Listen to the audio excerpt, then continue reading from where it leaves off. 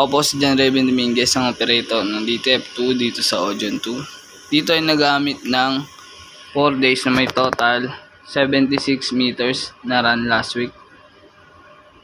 Ito po yung printer head area. Ang last palit ng head ay noong July 17 at ang color ay hindi pa po napapalitan.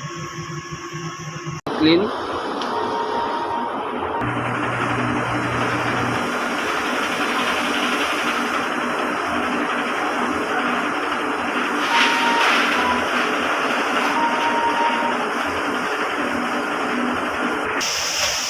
Ito po yung capping, may 60% condition.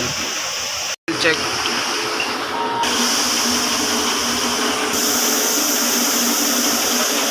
Yung system tama lang. Waste tank ay nilinis kahapon. Ito po yung ABR. Naman ang stock sa Tanyos. Ito po yung pin. Ito po yung SMYK.